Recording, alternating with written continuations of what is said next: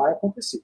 Então, se você quiser ser sócio de uma empresa que é estatal, você tem que estar disposto a correr esse risco. Porém, se a gente tem uma empresa que ela é boa, né, e a gente sabe que muitas vezes essa troca de governo, que é natural, pode trazer novos ares e trazer uma eficiência, né, mesmo com uma interferência do governo, né, você pode aproveitar esses momentos como oportunidades para você aumentar a sua posição. E eu sei que é difícil pra caramba, porque a mídia está falando o tempo todo, a empresa está caindo, né? E muitas vezes acontece a tempestade perfeita, que é o quê? A empresa está ligada a commodity está caindo, e aí tem alguma interferência do governo, então dobra a queda, né? Então, assim, se vocês pegarem uma referência, a Vale estava valendo R$ 120 até pouco tempo atrás, agora a gente está falando de R$ 60, né? Uma queda aí de 50%. Por quê? O minério está caindo, mais burburinho de governo, não sei o quê, né? Então acontece o seguinte: esses momentos, para quem acredita na empresa, acredita no negócio, e que ele vai ser um negócio durável, independente do governo à frente, né, eu acho que ele acaba sendo uma oportunidade. Só que eu acho que isso não é para todo mundo.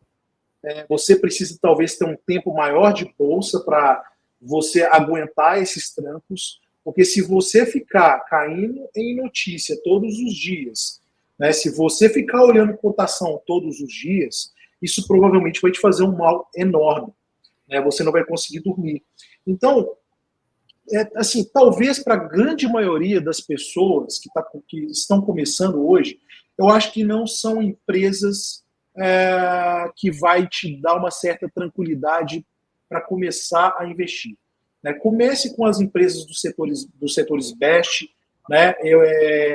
Tente talvez começar com empresas que não estão ligadas a governo, e à medida que você for tendo mais confiança, mais experiência de mercado, aí sim você pode pegar e pensar, talvez eu coloco aqui uma Vale, uma Petrobras, etc. Só que eu acho que tem um outro ponto que é muito importante, independente se é uma empresa que tem alguma interferência do governo ou não, que é algo que a gente leva sempre aqui dentro do OGF. É que se a empresa tem um histórico de pagamentos recorrentes de dividendos, eu acho que isso é uma coisa que é extremamente importante e que vai te dar uma tranquilidade para continuar no jogo. Então, quando a gente fala de uma Petrobras da vida, é muito difícil para a grande maioria das pessoas investir numa empresa desse tipo e fica, por exemplo, 4 anos sem pagar dividendo. É muito difícil. Jean, mas depois pagou dividendo que voltou tudo e tal. Gente, ninguém sabe o futuro. Isso foi um acaso, pode não se repetir mais. Então, assim, eu prefiro ter um histórico que me dá uma certa tranquilidade e uma probabilidade de que aquilo se repita no futuro. Né? Eu não gosto muito de empresa, independente de qual seja o setor, ou o governo ou não, que paga dividendos de forma esporádica. Né? Então, assim, eu acho que esse é o grande risco que você tem hoje quando você está falando de Petrobras, no caso. Cara, e assim, tá tudo bem. Se você quiser investir tudo em Petrobras, o dinheiro é seu. Né? Mas a gente tem um pouco de bagagem, um pouco de experiência e vários momentos que já aconteceram ao longo do tempo que faz a gente, muitas vezes, ser um pouco conservador. E tem uma frase que eu sempre gosto de falar: conservadorismo em bolsa nunca é demais, pessoal. Nunca é demais. É fundamental que você durma tranquilo com as suas posições, porque no final do dia o dinheiro é seu, você trabalhou com ele. O que a gente passa aqui um pouco para vocês é a experiência que a gente tem no dia a dia, justamente para que vocês não cometam os mesmos erros. E talvez vão ter pessoas aqui que têm um perfil um pouco mais agressivo, né?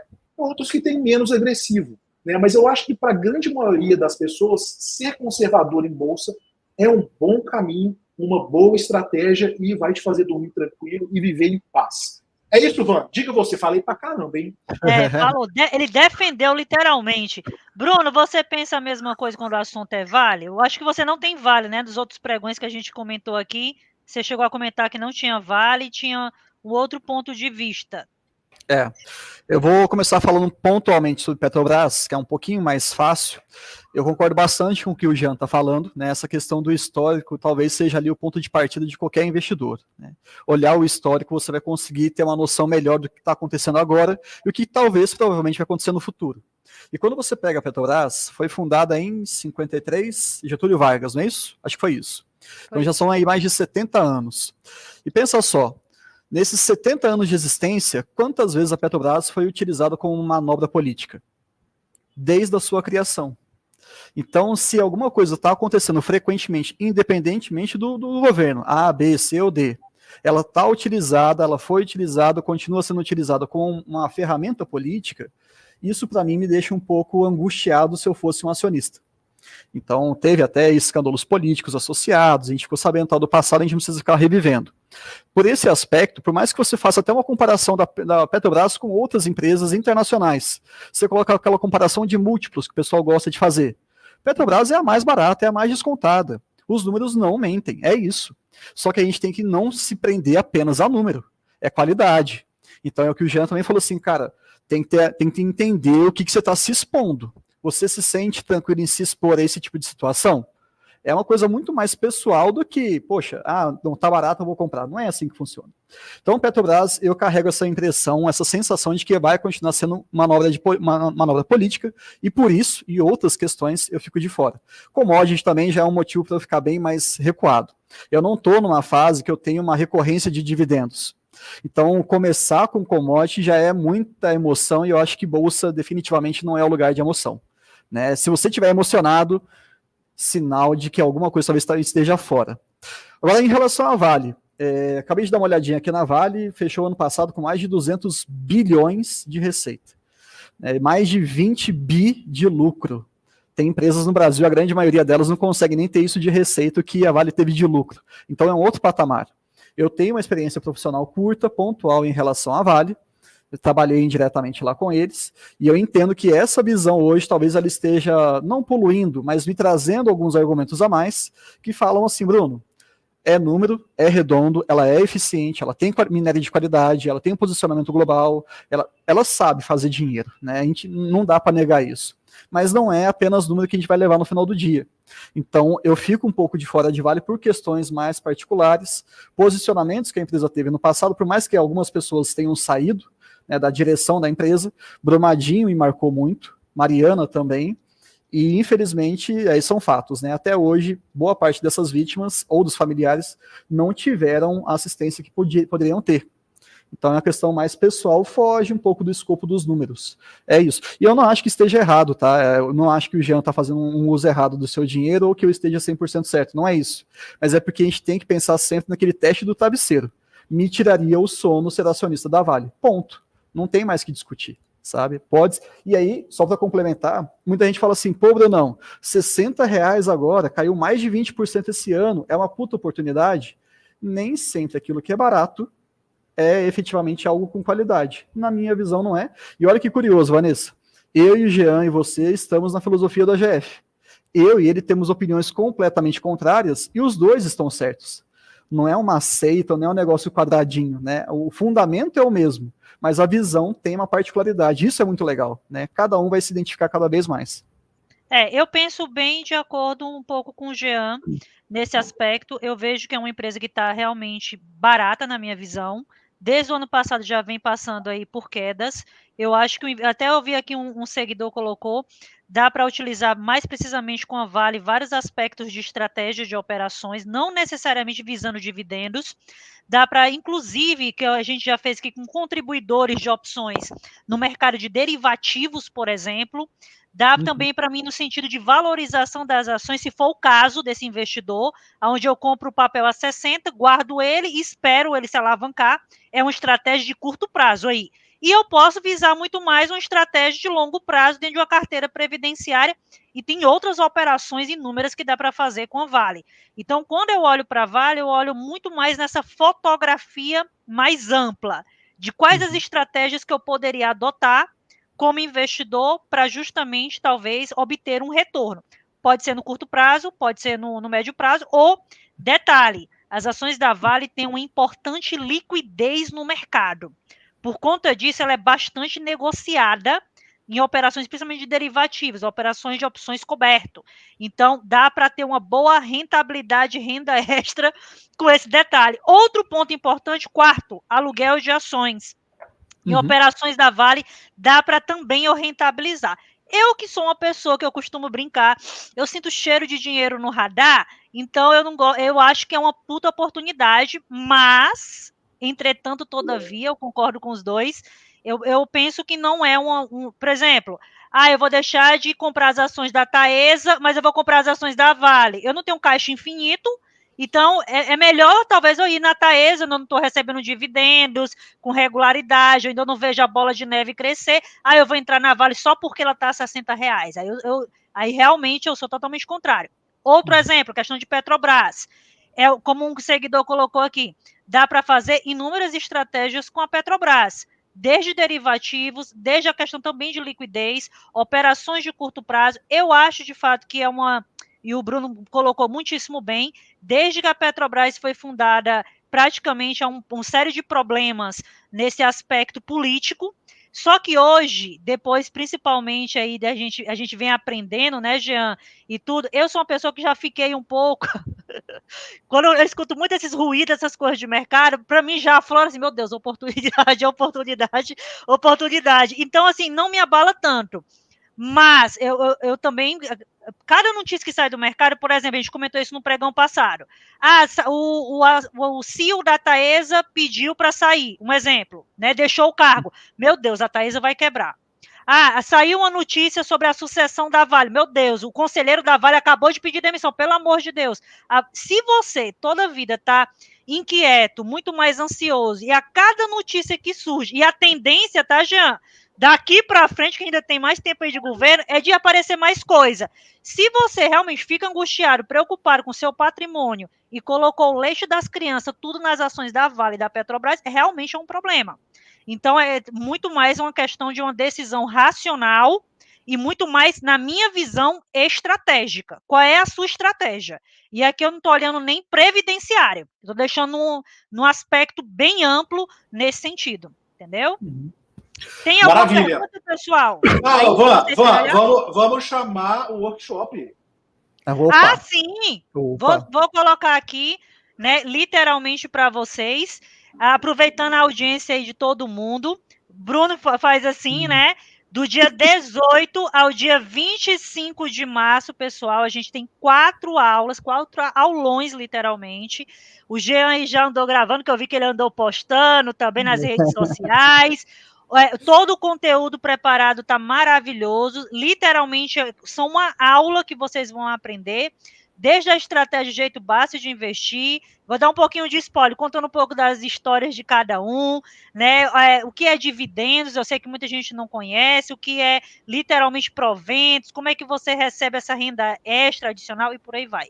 Então, se você já fez o JBI, mas talvez o seu pai, sua mãe, sobrinho, alguém da sua família não fez, chama para acompanhar o conteúdo, chama todo mundo. E se você já fez, literalmente participa também, compartilha e divulga ao máximo possível de pessoas para até mesmo incentivar todo um trabalho que a gente faz aqui. E eu vou dizer para vocês, tá? Dá um enorme trabalho, dá um grande trabalho, toda a produção de conteúdo, tudo que a gente traz para você tem um planejamento, tem todo um trabalho aí para que vocês aí a gente possa transmitir a estratégia de jeito básico de investir para mais pessoas. Mais algum complemento? Foi muito legal as gravações de conteúdo. Travou? Então, assim, Voltou. Estão me escutando? Voltei? Voltou. Então, assim, o conteúdo é inédito que a gente gravou, é um conteúdo muito bacana, simples, fácil das pessoas entenderem. Né? Então, convida aí amigos, familiares, etc. E no dia 25 a gente vai fazer a aula ao vivo. Eu vou pegar uma pergunta aqui, pessoal, que eu achei bem interessante, que é do Danilo, tá? Que é o seguinte: em qual contexto é interessante para os acionistas a retenção de dividendos? Ô Danilo, obrigado pela pergunta, é uma pergunta bem interessante e é uma dúvida muito comum. E o que você pode escutar normalmente no mercado é que, normalmente, quando você tem um projeto que o retorno por esse projeto vai ser muito satisfatório, né, é interessante você reter, investir nesse projeto para você obter uma rentabilidade maior, né, que é o custo do seu capital investido, ele vai ter um percentual elevado. Então, eles acham que nesse caso é interessante. Qual que é o problema disso que eu discordo? A grande maioria das empresas de capital aberto, tá? Elas fazem o seguinte, elas distribuem um mínimo, né, para o acionista, e algumas até não distribuem nada, né? E aí ela tem a premissa de gastar a qualquer preço, né? Então imagina uma empresa que está ganhando muito dinheiro, né? Ela começa a pegar esse capital e inventa uma desculpa de sempre ter um projeto milagroso para fazer o investimento dessa grana, né? Então fica muito fácil, cara. É um dinheiro muito abundante para colocar em qualquer projeto e tudo parece interessante demais. E aí o que acontece no final das contas que a gente vê? A gente vê que as empresas elas começam a desviar muito do core business dela, fazendo várias apostas diferentes e que no final das contas não traz um retorno adequado para o acionista. O que você vai falar, Brunão? Jean, só para a gente fazer a tecla SAP aqui, o que é core business? Pode falar. Pode falar. Pessoal, é o seguinte, o Jean tá explicando, só vou fazer esse parênteses. Core business é quando a empresa ela vai fazer aquilo que ela se propõe. Então, uma empresa, por exemplo, uma de varejo, ela quer vender eletrodoméstico. Até aí, beleza, tá tudo certo. Se ela, de repente, começa a falar assim, pessoal, a gente vai oferecer serviços de nuvem, armazenamento de dados e etc. Você fala assim, cara, peraí, né, você nasceu, cresceu e está até hoje vendendo eletrodomésticos. Você começa a fazer um negócio fora e isso não é core. Então, quando a gente fala de core business, é aquilo que você tem domínio. Manter esse foco, como o Gia está falando, faz sentido. Quando você começa a inventar moda, complica. Mas e assim, só para complementar, para finalizar, o que eu acho que é o ideal? Eu acho que quando a empresa ela tem um capital mais restrito, a administração tem um capital mais restrito, ela acaba sendo mais seletiva nos projetos que vai entrar. Então, o que eu quero dizer com isso? A empresa, por exemplo, ela define um payout, sei lá, tipo de 70%, 60%, 80%, e pega esses 20%, que é essa sobra de capital, e aí sim ela vai alocar em algum projeto que realmente traga valor para o acionista. E é engraçado porque tem vários estudos sobre isso, com comparação de empresas, até lá fora, tá? Comparação de empresas que tiveram uma abundância de capital, onde não distribuiu dividendos, e empresas que tinham um capital mais enxuto, mais restrito, um payout maior. A geração de valor para os acionistas das empresas que tiveram esse capital mais restrito foi muito superior às que não tiveram o capital restrito. Justamente porque a gestão da empresa ela é mais cobrada e muito mais seletiva no que ela vai entrar. Então, assim, essa é a minha visão também. Por isso que eu acho que talvez a distribuição de dividendos ela acaba sendo um vetor tão importante para a gente ver se a empresa é boa. Porque se ela tem um histórico muito amplo de pagamento de dividendos, é óbvio que ela não só pagou dividendos a vida inteira, ela também investiu uma sobra de capital, seja no próprio core business, igual a gente acabou de falar, e em alguma outra coisa que ela achou interessante, que agregava valor. Então, essas empresas, elas acabam sim trazendo muito maior do que uma empresa que usa esse capital de qualquer forma, e na grande maioria das vezes, o acionista é que paga a conta. Exato. Para complementar isso que o Jean trouxe, é muito legal quando a gente vai tentar entender as formas de remuneração que você pode ter quando você faz algum investimento. A gente tem aquela formulinha do retorno total ao investidor, né? Você pode ter a valorização, a oscilação da cotação do ativo, super tranquilo, está crescendo, está tendo mais lucro, tende a valorizar no longo prazo, e você tem o pagamento de dividendos, juros do seu capital próprio, etc. O lance, qual que é? Se você for pegar essas duas partes, a valorização ela vai para cima, vai para baixo. Não tem jeito. Agora, dividendo, a segunda parte dessa equação, é só positivo.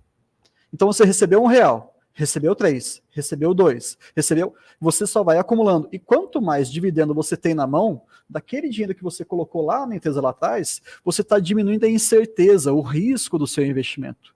E isso é muito bacana. Você pode ter uma empresa que está valorizando 10, 15, 20%, 100%, mas eventualmente ela pode cair também. Então, e isso que o Jean trouxe de escassez, você tem uma quantidade limitada de dinheiro para poder investir. Você tem que ser mais responsável. E esses estudos que o Jean trouxe para a gente aqui na discussão é real. Tem vários livros que citam essa questão, e aí a gente chega na grande conclusão. Na realidade, a presença de dividendo é, sim, estatisticamente comprovado, pelo menos lá fora, um critério de qualidade das empresas. Isso é. Então, intuitivamente, a gente fala assim, não, vamos deixar tudo aqui que a gente vai reinvestir. Cara, a gente vai lembrar na ponta do dedo de algumas. Mas e todas as outras que não distribuem e que não dão certo? A gente nem ouve falar, e é uma grande quantidade. Então, para o investidor é importante essa margem de segurança, sim, sem dúvida nenhuma. Ó, o Francinei colocando aqui, ó, opções da Vale estão dando mais lucro na minha carteira inteira. Lembrando, tá, pessoal, eu não estou falando de opções descobertas, pelo amor de Deus, tá? Não é descoberto, é coberto, tá? Só para deixar bem claro. Tem alguma outra aí, Bruno, que você tenha visto? Aqui uma de um perfil, se chama Pastor Online. Às 18h19 ele soltou ali, comentem sobre Banco do Brasil. Eu gostei da pergunta porque foge um pouquinho, mas ainda tem um caráter estatal. Jean, você acompanhou o BBD? Não, Bruno, não tive oportunidade, viu? Vanessa, eu sei que você deu uma olhadinha assim, né? A gente trocou umas figurinhas. O que eu gostei muito do Giovanni Tobias, o CFO de lá, ele falando assim, pessoal, eu não sei o que mais que o mercado está esperando da gente para que isso reflita todo o nosso resultado na cotação. E, de fato, sejamos francos, tirando toda essa questão de risco político, que vai sempre existir, não tem como, mas os números estão sólidos, o resultado, a gestão está adequada, ela está conseguindo manter cada vez mais a sua eficiência. Então, quando você olha aquela parte mais de resultados, está muito bom. E aí fica aquela questão, mas Banco do Brasil tem ali um espaço muito grande da União, assim como uma Vale, né, uma Petrobras, melhor dizendo. Será que pode respingar? Eu vi pessoas perguntando aqui. E, cara, eu vou ser muito sincero, carregue essa premissa. Eu acho que ela é possível. Mas com o cenário de curto prazo dos últimos anos, eu acho pouco provável. É isso. Eu não consigo excluir de maneira nenhuma essa possibilidade. De jeito nenhum. E acho que seria até imprudente se você fizesse isso. Tá? Que você vai lá na composição acionária, que é o seu dever enquanto acionista, você vai ver lá, o Estado está presente. Eu hoje enxergo o Banco do Brasil talvez como uma vaca leiteira e o governo, seja esse ou o anterior, precisa de recurso. A gente sabe que o governo está precisando. Então, que bom que tem uma empresa ali que esteja entregando bastante. Tanto é que a gente para assim, poxa, aumentou até o payout. O governo ficou feliz com isso. É mais grana para eles. Então, assim, eu acho que dessas três que a gente está citando aqui hoje, Banco do Brasil talvez seja mais blindada, tá? Pelos últimos anos. Não sei se vocês concordam ou não. Eu concordo sim. Ô, Van, pega a última aí para a gente ir pro fechado. Vamos lá, rapidinho. Nossa, queima-roupa, calma. Calma. Vou pegar um aqui que eu vi que muita gente estava falando de Sanepar. E algumas pessoas eu vi aqui nos comentários, saiu aqui no pregão, falando que Sanepar demora muito e um pouco mais a pagar. Em particular, Sanepar, eu fiz um aporte, acho que foi ano passado, umas 2 vezes só em Sanepar, e depois não aportei um pouco mais. Eu tenho um pouco dessa percepção, não é que ela está errada, tá? Mas Sanepar, geralmente, você pode olhar pelo histórico de pagamento de proventos dela, demora um pouco mais. Talvez é aquela história, eu estou buscando mais empresas que tenham uma recorrência um pouco mais próxima de pagamento de proventos, tá? E às vezes eu não olho necessariamente só o preço está barato. Talvez, por exemplo, a Taesa, que já sinalizou aí um provento, e outras empresas aí, como eu falei nos pregões passados, na questão de saneamento. Não, na questão de seguros, perdão. Mas saneamento eu não tenho olhado tanto aí, já um pouco do ano passado para cá, tá? Em determinado mês. Mas não quer dizer que é uma empresa ruim, tá, pessoal? Só não tenho acompanhado, assim, com tanta regularidade em termos de aportes. Vamos lá para o pregão fechado? Pessoal, olha só, antes de finalizar, nós vamos para o pregão fechado agora, exclusivo para os assinantes do OGF+. Lá eu vou comentar uma troca que eu fiz da minha carteira. Raramente eu faço isso, mas eu vou comentar um pouquinho mais sobre essa troca lá. E último recadinho, tá? A gente vai abrir as inscrições, tá? A gente está abrindo as inscrições para o nosso workshop Dividendos Garantem o Futuro. Coloca aí na tela, Van, para a gente, que vai acontecer do dia 18 a 25, aulas gratuitas. Então convida todo mundo que você conhece, tá? Se inscreva, que vai ser muito bacana para a gente falar um pouquinho de um tema que a gente quase não gosta, né? Dividendos. Tá bom, gente? Obrigado, Bruno. Obrigado, Van. Beijo para todo mundo. Valeu, Até pessoal. mais. Um abraço. Tchau, Tchau, tchau. É muito importante vocês se inscreverem no canal, porque ele representa a nossa voz, tá entendendo? Nós não temos uma didática tão fundamental e tão objetiva como tem aí o canal. E o canal, ele é um órgão de divulgação que procura não adivinhar, mas transmitir aquilo que realmente é importante que os senhores saibam para se conduzirem de uma forma positiva no mercado de valores.